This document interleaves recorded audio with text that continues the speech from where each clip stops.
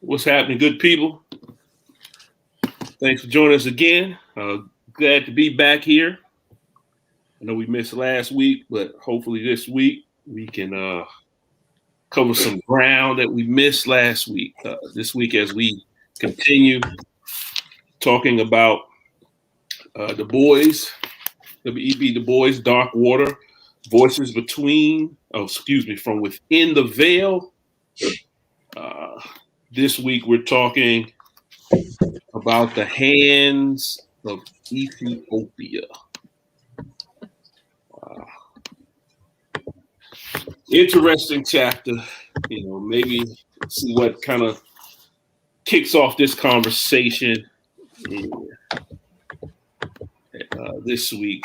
I hope you all had a good week. Once again, we got Nick, Walter, Martin to jump on here shortly.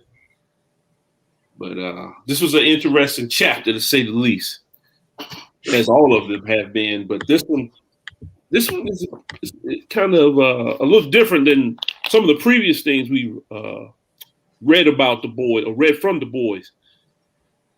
I've been a little interested to see how you all would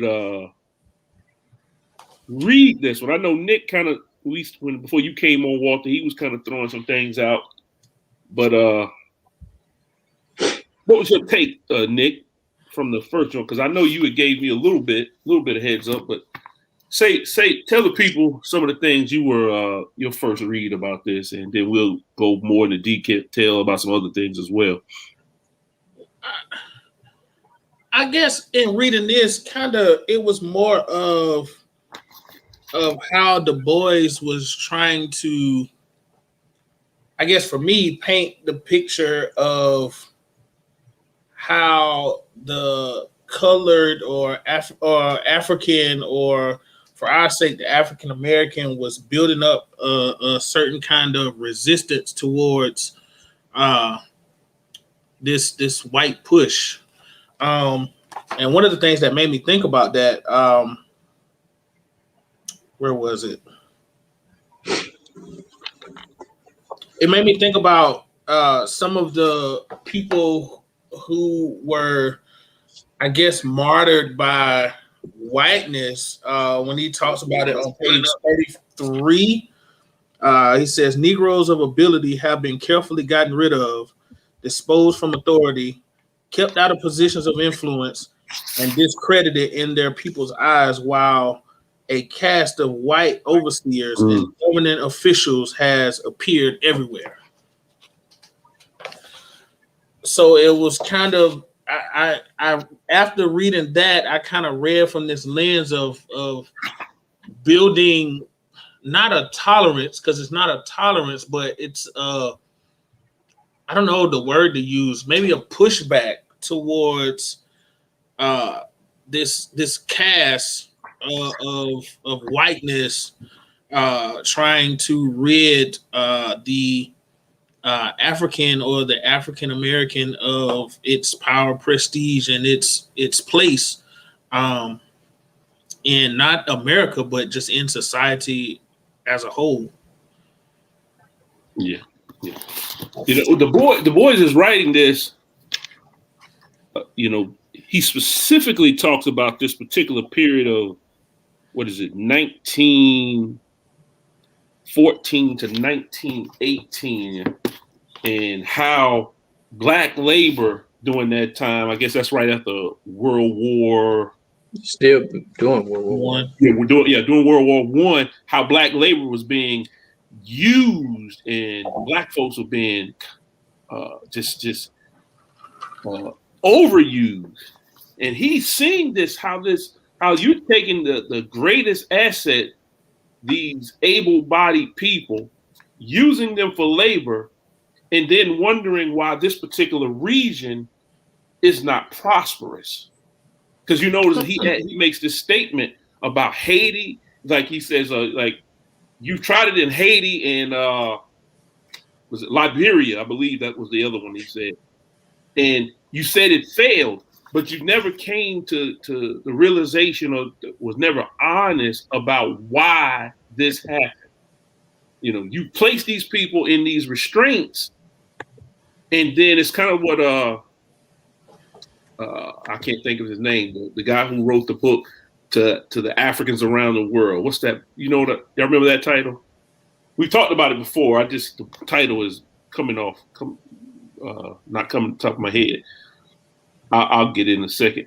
But he talks about how, we're saying black folks being a race, but then we put them in a cage and we tie a block around their leg and then tell them to run a 100-yard dash in the same speed as everybody else. And this is what Du Bois is kind of coming at and saying this is impossible. But, the first couple of pages, he's telling you what's going on. But those last 6 pages, Du Bois starts to kind of unpack the plan. And I mean, it is a real outstanding plan. It's a plan that if we use today, it would scare folks. And I even said, when we were talking earlier, I said, this is something I probably need to read about 5 or 6 times to really grasp the fullness of how Du Bois unpacks, economics, sociology, anthropology, how he unpacks theology, all that stuff in those last 5 to 6 pages with that particular plan. And historically, Walter, I'm wondering, because I know how I see it. I see it totally different because you know my take on y'all history people. You just don't like facts, apparently. But no, they don't like facts. It's just, I know. Don't like y'all. Again, you don't. Hey, like Tony. I forgot to say Tony said hello. Hey, Tony. Hello, Tony. But, I still have not figured out what she saw in you. Wow. Don't blow my cover, man. No, I mean, I think, and I don't know if I'm answering your question, but what struck me was this number, $200 million annually in 1919 or the 1900s. He's talking annually, $200 million worth of goods were coming out of Africa to European nations who were colonizing. That $200 million a year in 1900s dollars. Think about that. Yeah, you know what? I thought I read that as 2 million. You know what? I missed that. No, sir. You left out a couple of zeros. But even 2 million, okay. Even if it was at annually, 2 million, right, a year in 1900s dollars. Think about that. And that's where he starts this essay. There's always something new coming out of Africa. Yeah. Right. Always something new. And for the Europeans, always something new that we can capitalize on, that we can exploit. And you're right. That last part of that is saying, yeah, there is always something new coming out of Africa. And if you guys don't stop the exploitation, I mean, I think we're beginning to see that. And people are beginning to, I hope, reread Garvey and this Pan-Africanism. I thought that's where you were kind of going towards, Nick, with that, where you started. That's Pan-Africanism. That's all they're saying, is that everywhere you look, men, Africans of ability are being, as Brian said, shackled, handcuffed, removed out of power, so that this exploitation can continue. And again, Du Bois is kind of a fortune teller or can see the future, because he said, eventually the people gonna start waging war, because that's what it is. This is a war, an economic, social, educational war that we're involved in. Now let me pose this question to y'all, because you said Pan-Africanism, and I wrestled with that when I finished reading this. I wrestled, even though Du Bois is on the cusp in the forefront of naming and putting into place Pan-Africanism. But I wrestled with, was he talking about Pan-Africanism here? That was my personal wrestle, because I didn't see it like that. I saw it differently, and I couldn't put a name on it or label of why that was. And maybe that was some of how I see Du Bois in his elitism, but or in his privilege, his educational privilege, that is. But I wrestle with the Pan-Africanism. Well, maybe he wouldn't use that word, but in reading again, what he's saying here is this is everywhere. This is all across the world that this is happening, where white overseers are being placed over people of ability. I mean, and maybe it's not, because he does later on talk about you can't raise the advanced worker without raising the common worker. Yeah. So maybe it's not limited to just, so maybe Pan-Africanism isn't the right, maybe it's just fairness, equity. I mean, just simple words as opposed to a specific, race or culture. I think your point is made, though. I think because, and as I said earlier, the Bois is part of the Pan-African Council early on, and all how that kind of emerges. But how he talks about certain things in here, like if the slave cannot be taken from Africa, slavery can be taken to Africa. That's one aspect. That's not the one I was looking for. It's this one. The real effect to modernize Africa should be through schools rather than churches. See, that was the one that kind of says, now, how does Du Bois reconcile that with Pan-Africanism? Because it's the schools are the one kind of feeding into the churches. You see what I'm saying? So maybe it's not. And when I heard the church, I heard the blue-eyed, blonde-haired, white Jesus church, not the Ethiopian Coptic church. You understand what I mean? So that's what I heard when I heard church. When I read church, and again, that makes for Du Bois to be talking about education over religion or church makes perfect sense. Again, for someone of his background and understanding as well. Well, when I read that portion, I thought about just listening to my grandfather and his siblings talk about the way they were drawn to the church was through the church school that was in their community and was the only school that they were allowed to go through, or go to rather. And through that educational aspect, they developed the spiritual aspect and carried over from educational to spiritual. And so the school fed the church in a sense, and not the other way around as some would want to prescribe.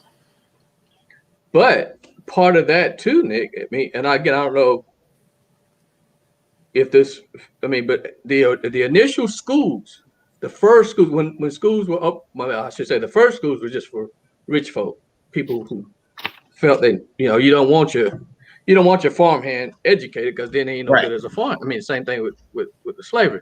But once United States settled on schooling for the masses, for public education, it still was an indoctrination. Right.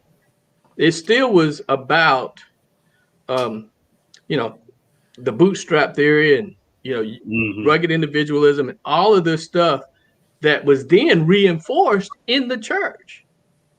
So it was still hand in hand. Again, I don't know, for you saying your uncles and whatnot were drawn to the school part and then they got the church part, but either way, they're working together. They're still hand in hand. Like you're still hearing this same, for you who are suffering, your goodness is going to come by and by. You work hard enough, you You put in Right. your time, all that stuff, and Jesus rewards those who know how to suffer. Long suffering. That's And right. builds character and all that kind of stuff, and all these. And then in school, they learned about success comes to those who do these things. Work And if you're not hard. successful, it's because you're not working hard. I mean, it fed into each other. That's interesting. I was reading. I was looking at this assessment test for this job a couple of days ago, and guess what they said? Do you believe a person that works hard will be successful? Yeah. No. That's the question. No. That's I was going to make this deeply theological, but I refrain. Well, and see, to me, that's why these arguments, 1619 or 1776, all these arguments about curriculum, it goes back to what the school, again, what were the schools designed to do in the first place? Right. So what I hear the Bois saying in Africa is, we're going to design these schools because we're at war. We're designing these schools to fight back against what the Europeans are putting out. So we're going to use indoctrination in the opposite direction. We're going to teach you that black is beautiful, Right. that you are a people of ability and whatnot. That all this wealth that you're seeing in these European countries, guess where it came from? It came from right here where we are. So we don't need them; they need us. So when you change the school to do that kind of thing, and the culture changes and the mindset changes, game over. You don't have to fight. With that, let me get some of these comments. Tony says, "Mercy, black people are tired of suffering." Yes, Lord. Yes, Lord. Scott said, "Oh hell no." I said like a country prayer. Oh hell no.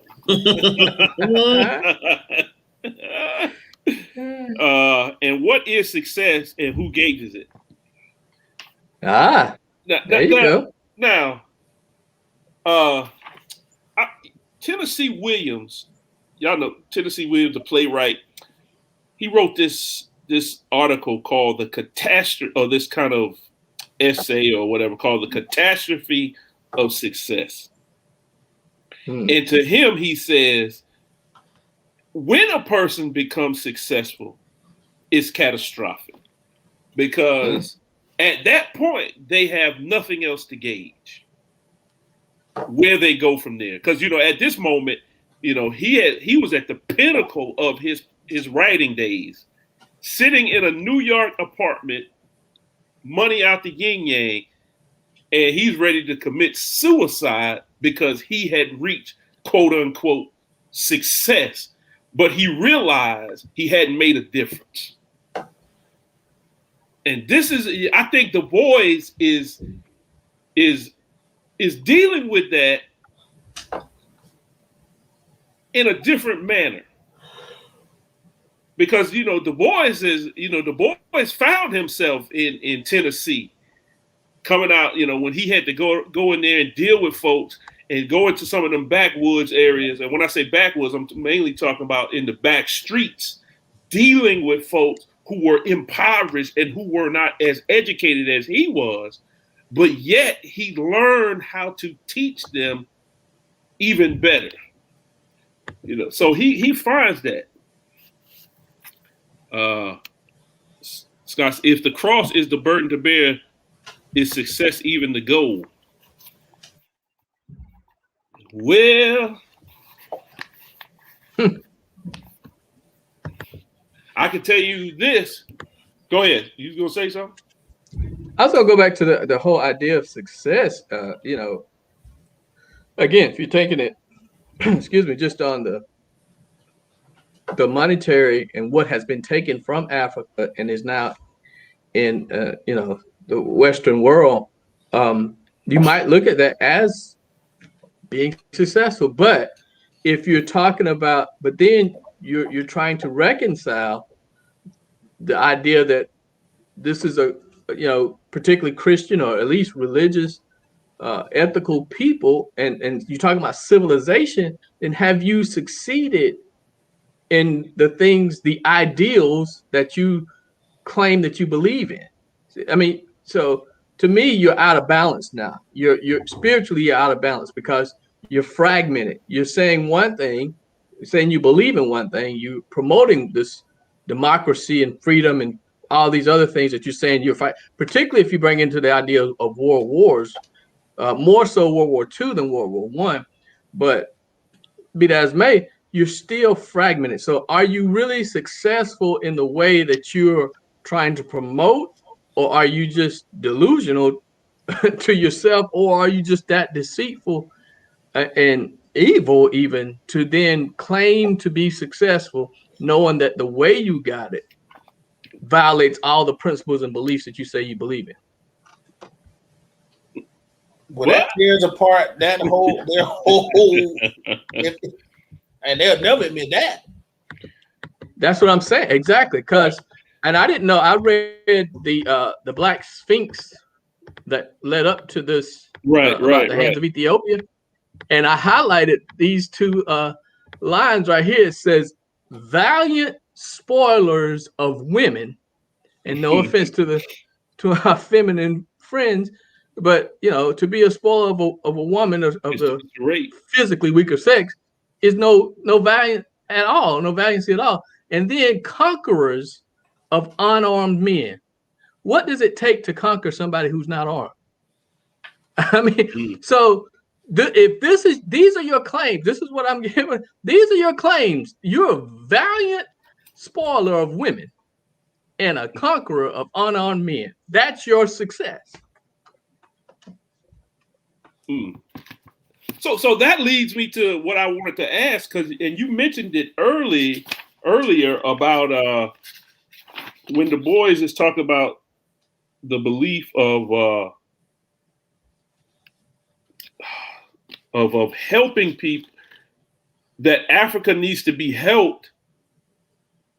What's the sentence? You said it earlier. What about the workers? Oh, yeah. It is impossible for any single land to uplift permanently skilled labor without also raising common labor.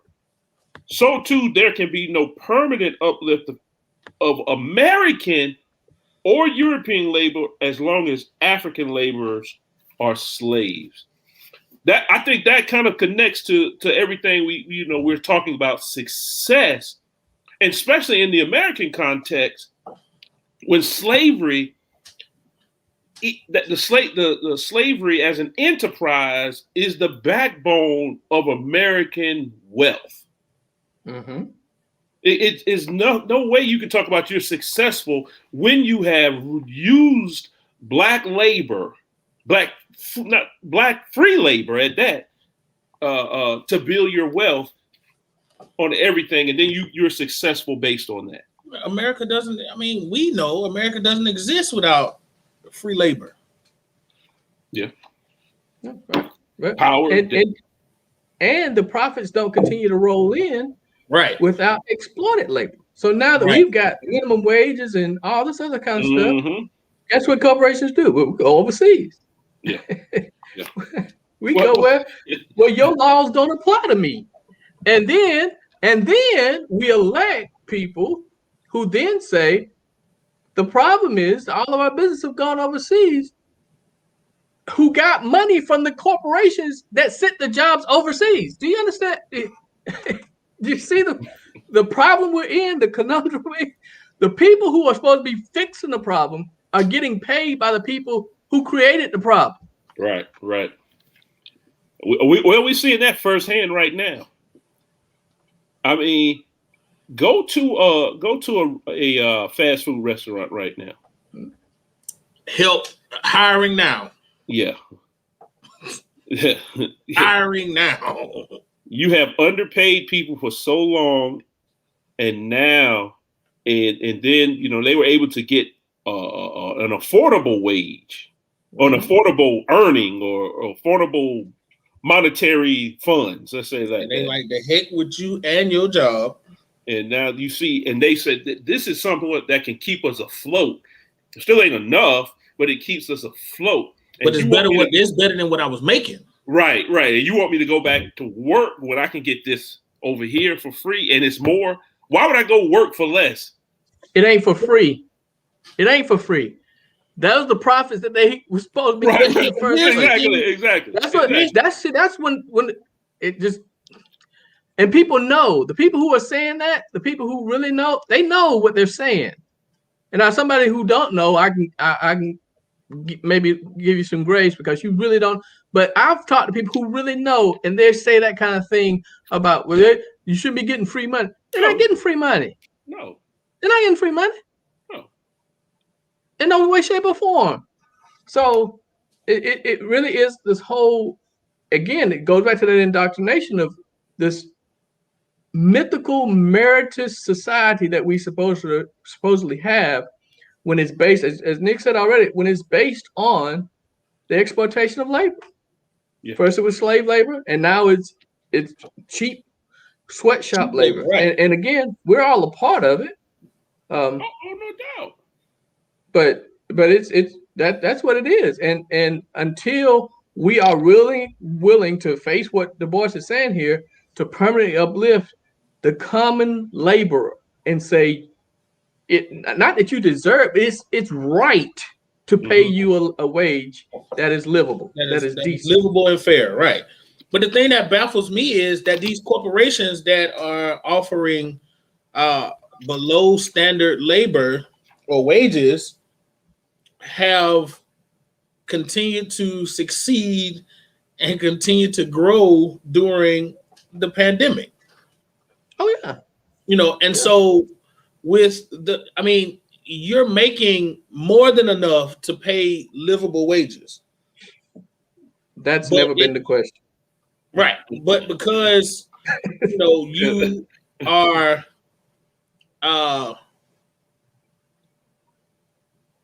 exploiting the system, I guess I could say, it hasn't been a challenge. And so now corporations and people are having to rethink the way, I don't know if, and I doubt it, the government is going to put in place some kind of regulations, but people just are not going back to work and they're not caring. And I don't blame, it's not that I'm blaming them. But it's going to get to a point to where now the people that are working are going to be overworked, and then the bottom just going to fall out. Yeah, we're in a tricky, a little trick bag area right now. It's crazy. I read an article. I think I might have told y'all this. For truck driving, this was about 2 weeks before the fuel shortage. For truck drivers with trailers with the fuel in it, they were willing to pay $14,000 a month for that skill. Because what happened during the pandemic, folks who were doing that job retired because they weren't making any money, and they were already old and they were at their retiring age. So they said, this is the best time to do it right now. So they retired. And so when that hit and they needed truck drivers to come back to work, they didn't have any, because all of them had quit. You're going to see it next right after this pandemic. You're going to see it in mainline denominations. Oh, we already seen it. Yeah. Folks, they're going to be like, no, I'm not coming back for this, because they know the workload is going to be through the roof and the pay is going to be minimal. Yep. It's not happening. Folks are just not going to come back to church. Restaurants, folks are not coming back to restaurants. The only place we see people going back to in large numbers are sporting events. Yeah. Well, I think the restaurants will get a bump and then it may cool. But living in this area in the greater Charleston area, I'm seeing when I drive by the restaurants and stuff, they seem to be doing pretty well. But But again, it's the shortage of labor, though. That's the issue. Right. Tony says, I told Walter food service chefs can make money from home selling lunch and dinner and keep all the money themselves. Oh, yeah. Well, y'all know down there in y'all state, McMaster's going to figure out a way to get that money. McMaster's going to say, I smell food coming from your apartment. I need a hit. That's right. I need about 5%. Oh, well, it's coming. You got to buy. That's where your business license and all that kind of regulation comes in. Yeah, he's gonna find a way. Again, certain folks of a certain party say they want small government until they don't. When it start cutting into their pocketbook, then all of a sudden, government ain't the problem. Well, let's take that a little further, especially in South Carolina now that it is imposed open carry. They have estimated $50 million being taken out of the SLED budget because a lot of the permit fees go to SLED. Now they're saying we're taking that money from SLED. And so the legislature said, well, when that time rolls back around next year, we're going to put that into the budget to give you the money to compensate for that. That is BS. They're not going to be able to come up with that money out the budget. Right. Because what now? If I read it correctly, the permit now is free. No, you don't need a permit. You don't need a permit. All you got to do is open carry. I saw an article today that said that the Senate denied open carry without a permit. No. They already he has signed that into law. McMaster signed that into law. You do not need a permit. Now, that's not saying you can't get one. You can still go get one. I thought the permit was a part of you had to have it in order to open carry. You couldn't just go out there Wild West and open carry. No. See, you can open carry without a permit. I thought that was how it was in South Carolina. I had to go. I saw an article this week that said that I don't know that question. It had to. You had to have, but I think the permit fee was waived. I think that was the where it got dicey. Well, you know what? Now that I rethink it, I know there is no permit fee. Let's say it like that, because I think you may be right. There is no permit. There's no permit fee. You still have to have the permit. You have to go through the training. Right. Which will relatively give you the permit. Right. So once you go through the training, but what that does then, SLED will then raise a particular tax on training trainers to compensate for that fee. There's always a way around it. That's why constitutional carry states don't really charge you anything. Everybody can carry. But the permit fee is strictly about money. It's not really about safety. It's not about anything else. It's like this is an extra way for us to get more money into those particular areas. One class, you can't learn how to. It's a tax without calling it a tax. Right. Yeah. That's what it is. How you finna sit there and the class ain't even what? I went to class from 9 to 12. And that was it. You don't get no PowerPoint. You don't get no handout. Yeah, and that's just about gun safety. So it's just a way to quick law. Quick. Yeah. Let's see. Let me see what Scott says. In Michigan, you only need a permit to conceal carry if you wear a registered firearm on your hip or you carry an AR-15 anywhere, and do it loaded legally.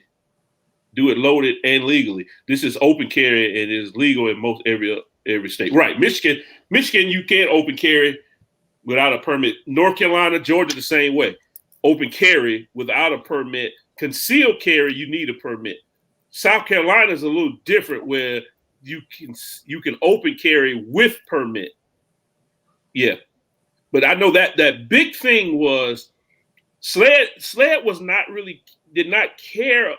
They say they didn't care, but their biggest thing is where are we going to get the money now to do things like interdepartmental checks and things like that? Because if I get the FBI to do something for me, I have to pay them, and they're trying to figure out how they're going to get that type of money. and this stuff happens. We're just talking about it with, open carry with weapons because that's on the table in South Carolina. But this happens with so many things, other things in our everyday lives. Mm-hmm. And imagine Du Bois is dealing with this with this came out in 1923. He's reckoning with this and trying to make sense of this. And he starts it in this, and then in his other works about Africa, he goes into a larger treatise of this and explains it even more.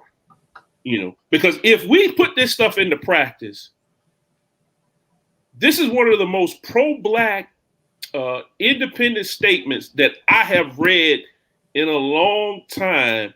It reminds me of the power of something, reading like The Ballad and the Bullet or The Bullet. Mm-hmm. It comes with that same type of force to say, okay, now you have to make a decision.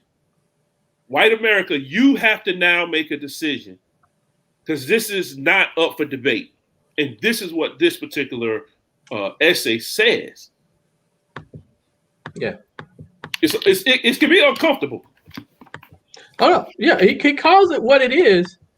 And I'm trying to remember where I saw it or where I got it from, but it might have been that opening phrase that drew me to kind of look into what he's talking about, and it led me to some other essay, and I'm like, I didn't. Yeah, that's actually a theologian who wrote the other essay where this comes from.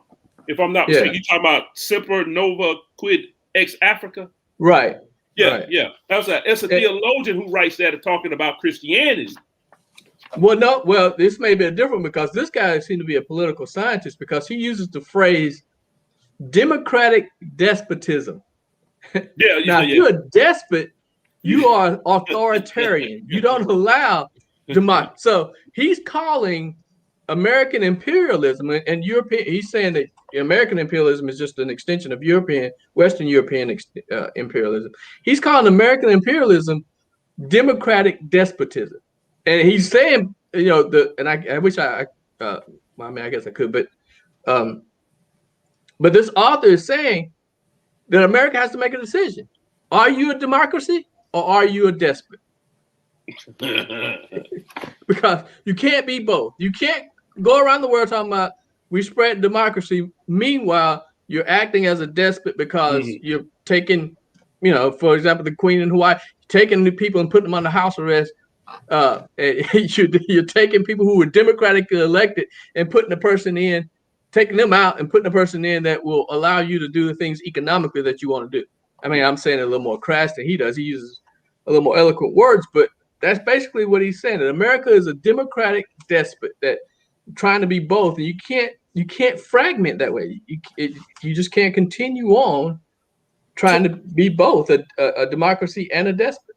But here's an interesting thing. But when you talk about despot, one of the definitions is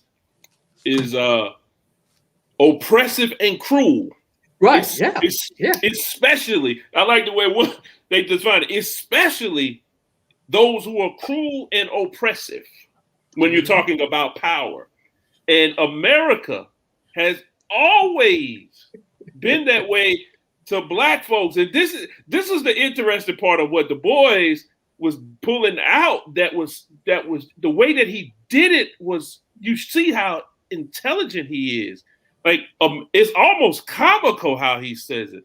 America has never liked the black men, black people, not black men, just black men, but black people or Africans, never. And then I think a couple sentences down, he says, think about it. They've even had problems with you capitalizing Negro. Well, might it be jealousy of what we as Negroes sit on in the continent of Africa? I took that somewhere other way that you were taking it. No, I'm just saying, to have Africa is one of the richest lands of goods and just natural resources. Mm-hmm. And to say that I don't have direct access to that at all times, when I want it, how I mean, I was talking to a friend of mine, and she's a teacher that teaches English virtually in China. And I don't remember the exact conversation of how it went down, but at some point in the lesson, this child who is, I'm assuming, between 5 and 9 says, I don't really like Americans. And she said, why? Because they're bullies. And I was, and this was in the midst of me reading this chapter, and I was like, wait a minute, hold on, pause. And you said you don't really like Americans either. But so that's what I was gonna say. It's not just Africans; it is the Asians as well. I mean, you look at our presence in the Philippines and other places. You know, Vietnam.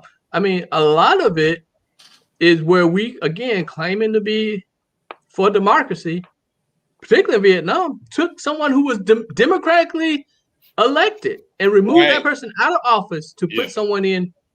And that's what made the Viet Cong possible, because they were like, we're not fighting for democracy. I mean, the fight for democracy is not the fight for democracy, because they removed the guy that we elected. So what are we fighting for? Oh, wow. Historically, Scott says, historically, nothing in Africa, nothing is Africa's, nothing is Europe's. Increasingly, China is claiming it too. It's not jealousy, it is entitlement, rape for fun and profit. Yeah, I'll say profit. Now, Scott, we don't have you on here to verbally unpack this. Nothing is Africa's. Now, I would suspect you are saying Africa as land mass, or maybe satirically that he's saying. I mean, you know, it's never been viewed. I mean, and it goes. The Bois has the line in here about that, you know, paraphrasing that. You know, the part of the solution is finally recognizing that Africans are human beings, like people from the continent of Africa are indeed human beings, not entitled, but just human beings, and let them alone. Like, let them be human. You know, and again, extension, African Americans, let us be human. People ask me, well, what would it take for for the protests and all this stuff? I mean, I think I've said this before in these discussions. I've been asked more than once, what would it take for y'all to stop protesting? I'm like, leave us alone. leave us be. We don't. You think you know what we want because that's what you want. The problem with where a lot of, and I'm generalizing, so I apologize to anyone I may offend. Problem with a lot of white folks is they think that we're going to treat them the way they've treated us, and that's not the case at all. We just want to be left alone. You leave me alone. Let me have the same opportunity. I guarantee things will be fine. Let's be clear about this. I'm pausing for theatrical. Look, man. Yeah, let's be clear. There may be a time when, if that opportunity avails itself, you may catch it the same way you gave it to me. Well, of course, you would say such. And see, that's just me being honest. I don't think everybody else trying to say, well, I'm going to give you the benefit of the doubt. No, if I punch you in your mouth, 9 times out of 10, you're not going to say, well, I'm going to pray for you. You're going to swing back on me. And I'm talking in that type of reference. It's not so much I'm doing it because I want to be evil. what I'm doing is, now that I do have the upper hand, I want to make sure that you never feel like you can come back up here and do this to me again. It's one of those things like you see in baseball, when you get the lead, they say, you know, good teams always put other teams away. Because if you let a team stay around, right, especially the game of basketball, they're gonna come back and beat you. So you stomp them in the ground.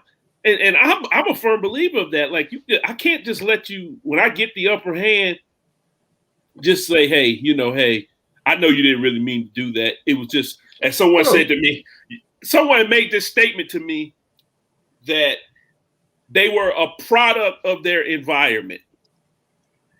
Now, y'all, my man, I was on it with a bunch of pastors, and one of the brothers said that, you know, that he was talking. I called Paul, the Apostle Paul, a fool.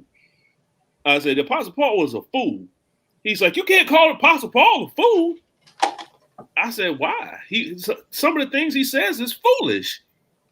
No, you can't do that. He's a product of his environment. Like, what difference does that make? I am a product of my environment, but I can't do everything that everybody did in my environment. I mean, it's just things like that. So we have to be mindful of those things. And the Bois was a product of his environment. But when he got into a new environment, guess what? He changed. He came from. I don't think that's not what I was saying. I'm not saying. Well, I guess I am saying, but my answer to that question about what do you want? That's where I'm coming from. It's not. So I'm not going to treat you.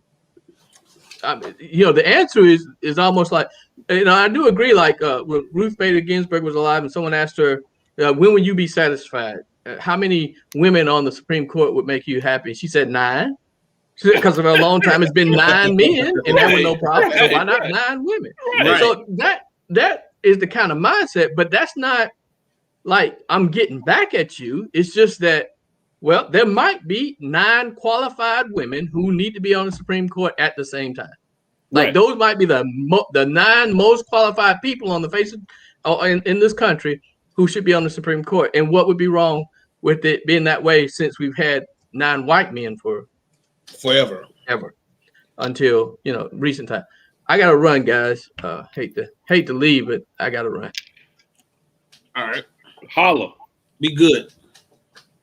Let me see what Scott. Scott said Africa has been raped and robbed by Europe and deprived of self-determination.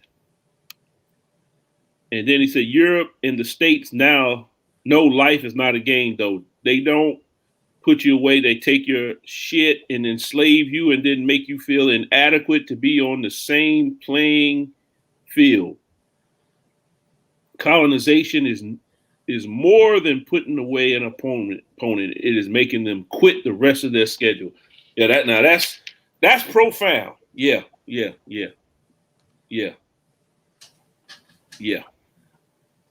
Quit the rest of their schedule.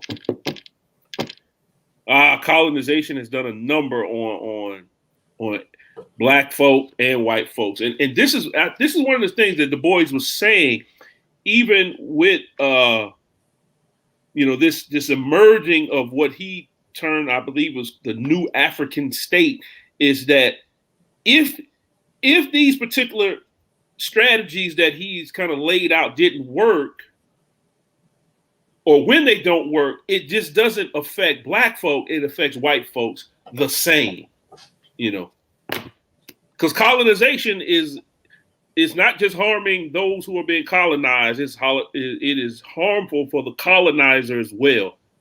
Now that's hard for me to see. Right. Because when you said that just now, I sat here and was like, wait a minute, how? Yeah, it's hard for me to see. Because, you know, my mama used to say it hurts me more than it's hurting you when she was whipping me, but it didn't make a bit of sense until I got old and I started seeing it, like what it feels like to chastise your child, even though it's not the same as a colonizer. But I understand some of that.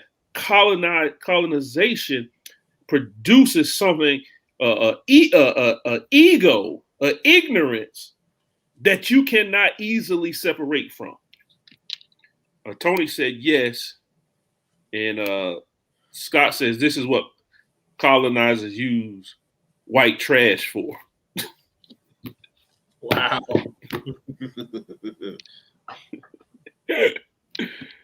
Ooh. Yeah, man, this is I need to read this chapter again. Well, I think I need to go back and actually need to sketch out the boys' plan to really see it, because I'm visual. Reading it in a paragraph form is good, but when you actually see the different stages and the different things, it makes more sense to me. I'm a visual person. I'm trying to find this book, man. I keep talking about it.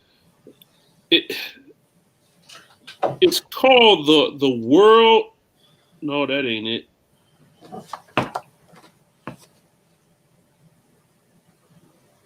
The World, I think it's The World of Africa in the Color of Democracy. That's one.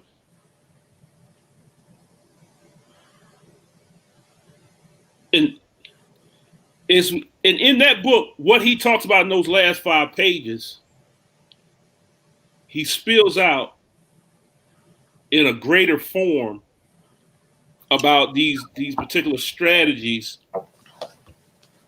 to help the African kind of reclaim not just Africans in Africa, but Africans throughout the diaspora, reclaim, their lands, their giftings, their stuff. Well, I like what the boy and we talked somewhat about it. On at the bottom of 35, he says, "Here then is the danger and the demand, and the real pacifists will seek to organize not simply the masses in white nations, guarding against exploitation and profiteering, but will remember that no permanent relief can come but by including in this organization the lowest and the most exploited races in the world." And that just makes me think back to what Walter said, that just everybody needs a seat at the table. And you can't, we talked about it, you in a sense have to give up your control of the table. It made me think about what's the movie? John Wick, and how the high table controls everything and everybody operates off the high table. And that's just not profiting. It's only when actually I think it was profound at the end of Black Panther, after the credits, a lot of people probably missed it, but how everybody had a seat at the table. And if you want the riches that Wakanda has to give, we have to have a seat at the table, just like you do. Yeah. The Congolese call it the Mbongi. Right. Everybody gets a seat, a room with no walls. Scott says, throw away people, die for the land and claim it for whites, then lose it because they can't pay debts. Scott, you being hard on white folks today. I think that, but black people, Tony said black people need to buy up the books too. Blocks. Oh, I thought, man, I can't read. Y'all notice I often take my glasses off because things be on blur. To buy up the blocks too. Yeah. Man, listen. That's neighborhood nip. That's wow. Man, oh boy, that made me think about something. We have a wealthy, and I don't know where the wealth comes from. Nobody really can trace it, but we got a pretty wealthy mayor in Darlington at this point, and pretty much all the blocks that are profitable that he can buy, he's buying them. Well, he's been buying them prior to his mayorship, but like, everything that's a vacant lot, he's putting his name on it. And it's like, but here's the hurting thing. It's been Black folk in the community that's been trying to get these parts of land and pieces of property downtown and in the area. But actually, we had a Black lady on the Chamber of Commerce that left because of this. It's like you got the Black community trying to get a piece of the pie, and you withholding and pushing back against it, and then you got this white man coming in, and you just shelling it out to him. Well, let's be clear. There's no more land being made, right? So once people buy it, it's theirs, and folks are quick to do that. That's why I was in Northwest Atlanta, or Bankhead area. I think that's Northwest.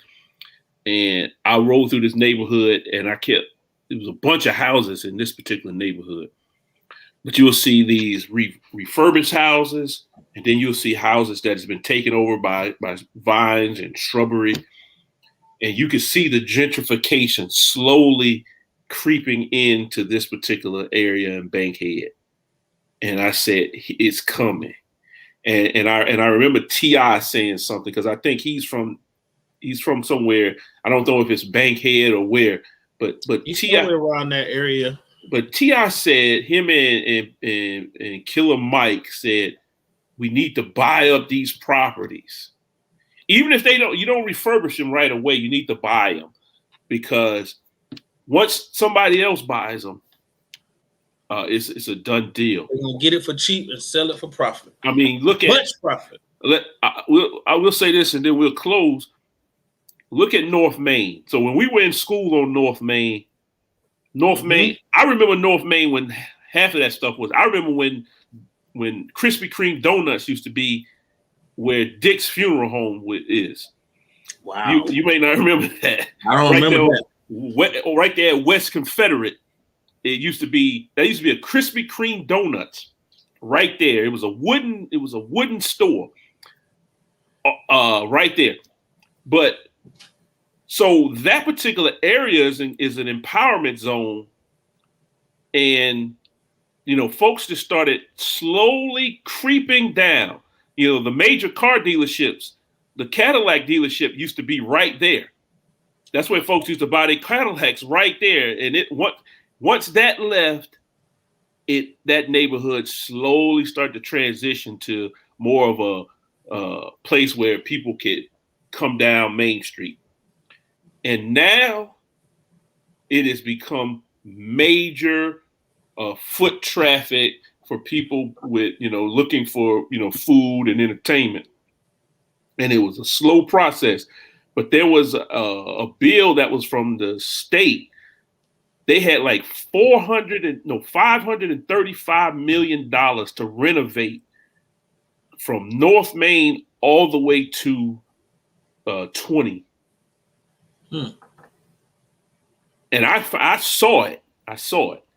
To do shrubbery, put lights all in there, because they were preparing for this when we were in seminary and prior to that.